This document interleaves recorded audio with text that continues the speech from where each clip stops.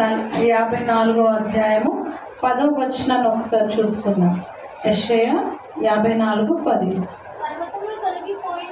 పర్వతములు తొలగిపోయినను మెట్టలు తత్తరిల్లినను నా కృప నిన్ను విడిచిపోదు, సమాధాన విషయమైన నా నిబంధన తొలగిపోదు అని నీ యందు జాలిపడు యెహోవా సెలవిచ్చుచున్నాడు. చాలు.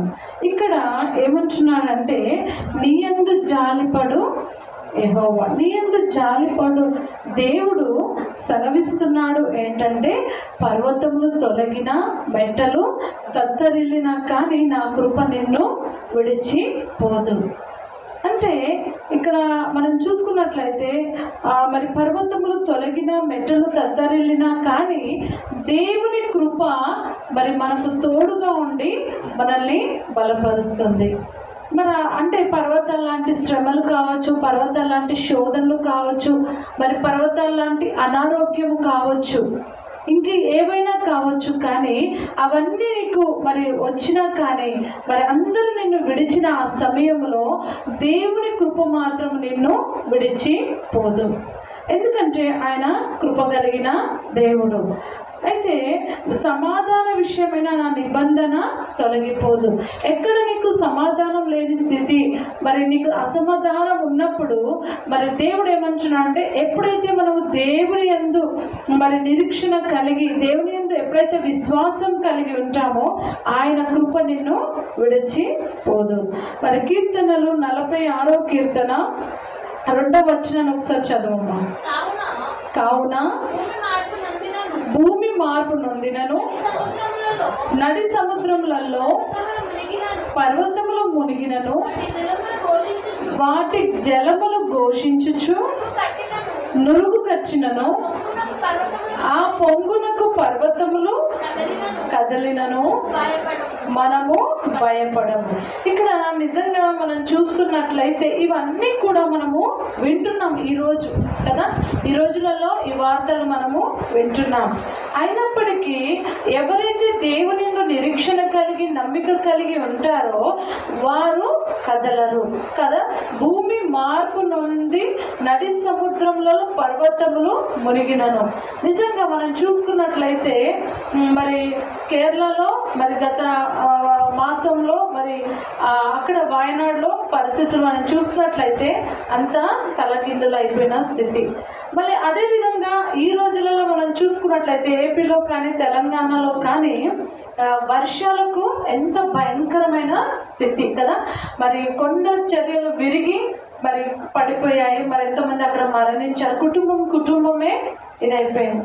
అటువంటి వార్తలు మనం వింటున్నప్పుడు మనం ఎంత అంటే ఆ క్షణం కొంచెం భయం ఉన్నా మనకు ఒక నిరీక్షణ ఉంది. దేవుడు మనల్ని కాపాడుతాడు, అవునా లేదా కదా. దేవుడు మనల్ని కాపాడుతాడు, మన కుటుంబాన్ని కాపాడుతాడు. ఒకవేళ నువ్వు ఇక్కడ ఉన్నావు, నీ భర్త దూరంగా ఉన్నాడు, లేకపోతే నీ పిల్లలు దూరంగా ఉన్నారు, అయినా నువ్వు మరి భయంతో ఒకవేళ ఉన్నట్లయితే భయపడటం వలన మనుషులకు ఏమొస్తుందంట ఉరి కదా.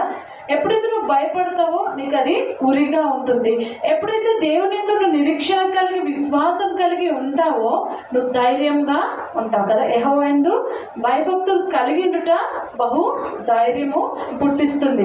నిజంగా మరి ఆ నడి సముద్రంలో మరి పర్వతములు మునిగినను మనము భయపడము. ఎందుకని అంటే దేవుడు మనకు తోడుగా ఉన్నాడు కదా. ఆ నిరీక్షణతోనే మనము జీవిస్తున్నాము. ఆ నిరీక్షణతోనే దేవుని సన్నిధానానికి వచ్చి ఈరోజు మనము కూర్చున్నాం. ఎందుకంటే ఏమైనా కానీ దేవుడు మనకు తోడుగా ఉన్నాడు. చివరిగా యెషయా 49:15 వచనం 15-16 చదవమ్మా. స్త్రీ తన గర్భమున పుట్టిన బిడ్డను కరుణింపకుండా తన చంటి పిల్లను మరచునా వారైనా మరచుదురు గాని నేను నిన్ను మరువను. చూడుము నా అరచేతుల మీదనే నిన్ను చెక్కి ఉన్నాను, నీ ప్రాకారములు నిత్యము నా ఎదుట ఉన్నవి. నిత్యము నా ఎదుట ఉన్నవి అని దేవుడు చెప్తున్నాడు అని అంటే నువ్వు దేవుని యందు విశ్వాసం కలిగి నమ్మిక కలిగి ఉంటే మరి ఈ మాట వర్తిస్తుంది కదా. దేవుడు ఎంతగా మరి ఇక్కడ మాట్లాడుతున్నారు. ఒక స్త్రీ తన గర్భంలో పుట్టిన మరి బిడ్డను మరచునా? ఒకవేళ వారైనా మరుస్తారేమో కానీ నేను నిన్ను మరవను. మనం ఈ మాటను గమనిస్తే ఎంతో మంది మరి వివాహాలు కాకుండా లేకపోతే ఏదో వారి ఇదికి బట్టి పిల్లల్ని కానీ వాళ్ళు ఏం చేస్తారు, వదిలేస్తారు కదా.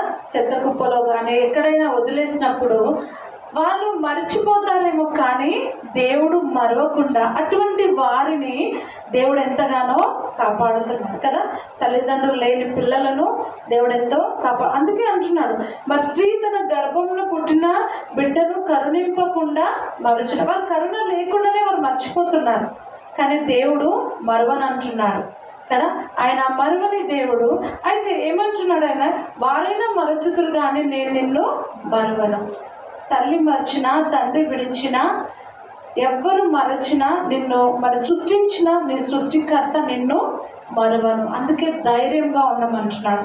దేనికి కూడా మనము భయపడవద్దు. ఎందుకంటే ఆయన అరచేతిలో మనల్ని చెక్కుకున్నాడు. ఆయన చేతుల్లోనే మనం ఉన్నప్పుడు ఇంకెందుకు మనం భయపడాలి?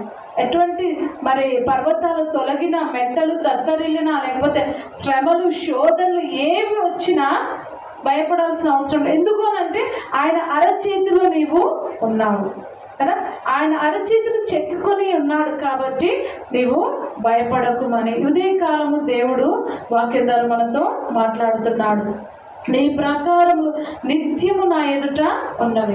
నిజంగా మరి నువ్వు చేసే ప్రతి ప్రార్థన, నువ్వు చేసే ప్రతి విన్నపము దేవుని సన్నిధానంలో అవి వినబడుతున్నాయి, దేవుని సన్నిధానంలో ఉన్నాయి. కాబట్టి నువ్వు దేనికి కూడా భయపడకుండా మరి దేవుని యందు నిరీక్షణ కలిగి, విశ్వాసము కలిగి మరి ఉన్నప్పుడు నువ్వు దేనికి కూడా భయపడవు. దేవుడి మాటలు మన వినికిడిలో దీవించి ఆశీర్వదించునుగాక.